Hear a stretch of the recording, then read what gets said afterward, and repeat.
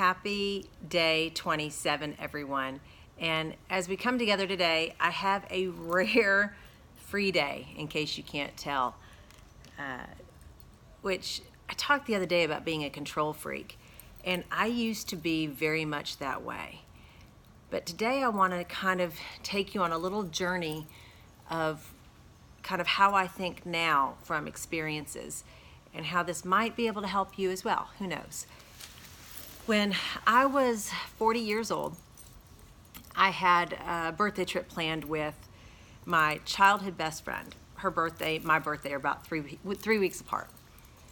So we go on this trip, and while we're there, I get this phone call from my tax guy, which she also uses.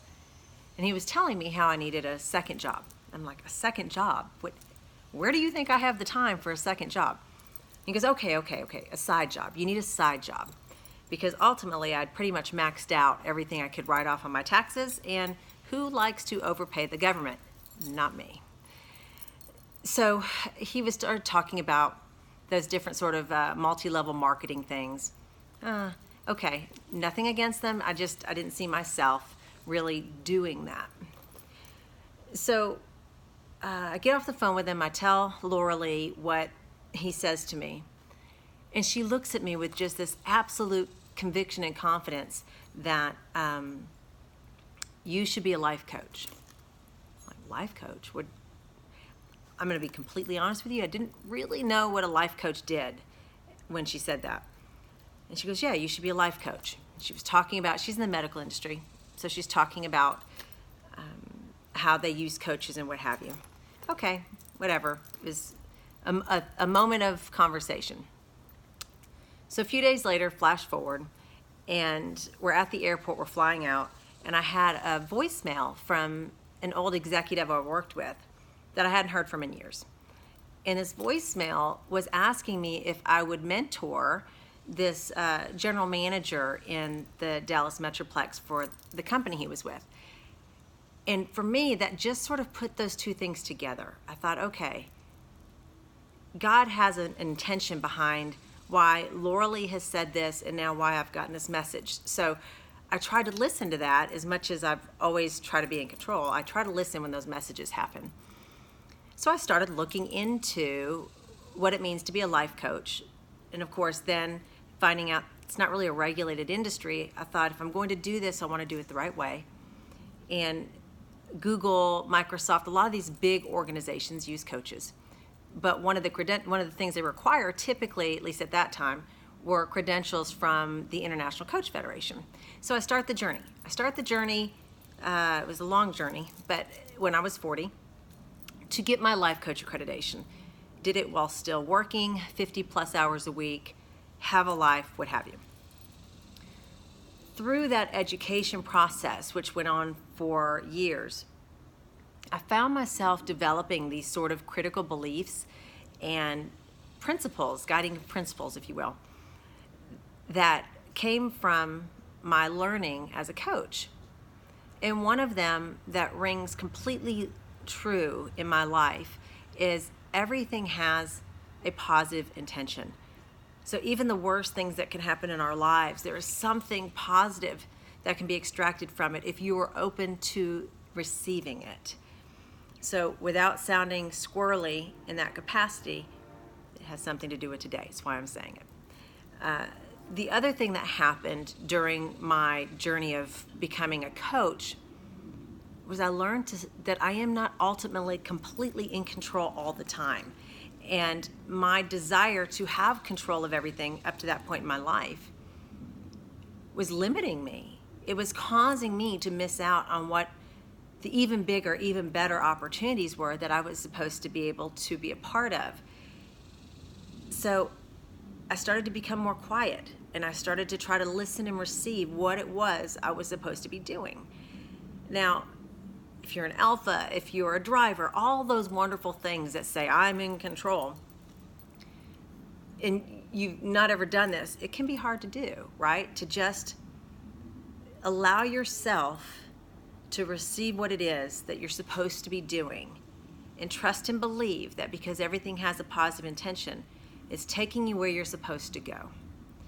So during that time, I stopped trying so hard to plan my life, meaning what my relationships were going to look like, what my career was going to look like, what my life was going to look like. I try to be present. I try to be open and present and allow myself to do what it is I'm supposed to do rather than what it is I believe I'm supposed to do. So a couple years ago, I had mentioned writing the book, and I wrote the book, Be You, at the encouragement and direction of some people that I care about, that care about me. I'm not a writer. At that point, I thought, okay, I'm going to write a book. Really? This is certainly not what I would have said was on my journey, but here it is. Again, I'm present. It's coming to me. I needed to receive that, and I needed to move forward with that. So I have these conversations with Tammy and Tiara, and the book starts. So after the first call, I hung up, and it was there. It hit me. I was like, oh, I know exactly. I'm going to write this chapter. And I wrote the chapter I told you about, which was my favorite F word, which is filter.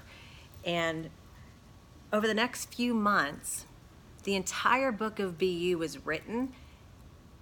I don't want to say organically because it's from my experiences, it's from my journey. But the On Fire Books team had said they've never seen an author put a book together so quickly that's so incredibly well written. And I don't say that to sound like I'm bragging. It feels a little uncomfortable to say. But this is my first book ever that I've ever written. And the feedback around it has been incredibly positive. Now, honestly, this is a copy that I keep. It's my copy. And the reason is though I wrote it, I don't necessarily remember writing every word that's in it. You know, they call that in coaching that getting in flow state. When I would sit down to write, what I was going to write was on my mind, and out it would come. And it became the book. Well, knowing that's how it was designed, so was the title of the book. I remember when that happened. I was at lunch with Tammy and Tiara. We're talking about what we're going to title it. And Be You became very clear and prominent to me that that's what it was going to be titled. Now, Be You doesn't necessarily sound like the title of a business or an expert playbook, right, for leadership, but that was absolutely going to be the title. Now flash forward, and it's time for cover design. And the design of the cover was laid very clearly on my mind. The colors I wanted it to be, how I wanted the title laid out, how also even in the background of behind the title, how I wanted value words laid out, right? Transparent, honest, humble, all these things that I try to align my life with that mean the most to me. So the graphic design artist was having some fun with this because I knew, I was like, I want the title to pop off, which means kind of be lifted. I want these value words softly in the background. So if somebody took the book and they said, okay, they can see Be You, it's not about me, it's about you, right? Then at a closer look, after seeing the title, they would see all these wonderful attributes, this positive, transparent, humble, all these things behind it that they make up who I am, but maybe these also make up who you are. So title done, cover made, words in the background. Now my name, I didn't want my name on the front, which is a whole other conversation. So when it ultimately ended up that way, I took that also. Again, letting go of control. I said, you know, there has to be a reason. There's a positive intention why, through all the conversations that this was not going to happen, that was going to be there. So I allowed it to be, okay? So book release was May of 2018, and very exciting time. Again, a lot of great support around me. Special thank you to Rose before I cry, okay? So book comes out in May, and now I'm on social media. I don't know what to do with this. I wrote it. I knew I was supposed to write it. Don't know what I'm supposed to do with it, but here it is, right? And I started I hashtagged Be You Book on Facebook because Facebook's kind of what I will do. And this other book popped up. I was like, what is that? And it was a book titled Be You. It was a book that had just released in March of last year. So my book release date was May 1, which was delayed, by the way. And then his book came out in March. So I clicked through and I looked to see what it is. And yes, it was titled the same, but what was really interesting to me when I saw his cover was that his cover of his title, Be You, was also laid out in the book very similarly. Not same colors, but Be You was there, okay? Feeling that that's some sort of, I don't want to say a message, but clearly that I don't believe in coincidence. Let's put it that way. I don't believe in coincidence. I believe everything has a positive intention. So I thought, how incredible is that? That myself and somebody else wrote a book titled Be You and also laid out the cover with the title laid out that way, considering how many different ways you possibly could have done it. So I reached out to him. His name's Reg Lenny. Hi, Sydney. Reg Lenny. So I sent him a private message on Messenger. And if you know anything about Facebook, if you're not friends with people, it doesn't necessarily get into their inbox. But I did that. I think I finally reached out in October. So it wasn't right away, right? We get in our own heads sometimes. And as much as I knew there was a reason probably that we both were given this at the same time, I was uncomfortable or insecure to do it. So ultimately, I think it was October, I reached out. Just sent a message kind of conveying exactly what it was that this coincidence had been. And I didn't hear back. And that was okay, right? I had followed what it was I believed that I was intended to do, and I reached out. Flash forward, I want to say 4 or 6 months later, and all of a sudden, I have a message back from Reg. And he, was like, I don't know what happened to this message. All of a sudden, I'm just seeing this. How wonderful is that? Let's connect. So we started planning to kind of get on a call together. Now, I am in the United States. Reg is not. Reg is, I'm going to say on the other side of the world because I know the world is round, but he's in Europe. He's over, I won't say where, but he's over in Europe. And so we get on this call, we chat. He's a health and wellness coach. And his book is written around how to take control, if you will, not really control, but to understand how everything in your body works and is connected and impacts your health. And it's kind of designed around guiding people to be better with themselves. Like medicine, there's a place for medicine, but medicine is not necessarily the end-all, cure-all. And he even talks about the word cure and how you can't necessarily use that in medicine. But anyway, why am I talking about this today? Because I didn't know what I was going to be doing today. I intentionally left it open. I'm going to take a day to be with myself and to just sort of be well. I'm going to go get a massage and stuff. But this morning when I woke up and I sat down to have my kind of quiet time, and I was reading the Bible, afterward I'm checking my email, and I had an email from Reg. And I was on Reg's mind this morning, which I think for him was probably last night or late afternoon. And he just wanted to see where I was at in reading his book. And I remembered, he sent me a link to his book, and I kind of started skimming it, but I hadn't read it. So again, I took that as a message that I was supposed to start reading his book today. And I did, and the content is incredible. So time for that is up. I've got things I'm now going to be heading to do. But because of again, it's not a coincidence, but because that aligned today, I knew I was going to talk about it. I want to kind of show you.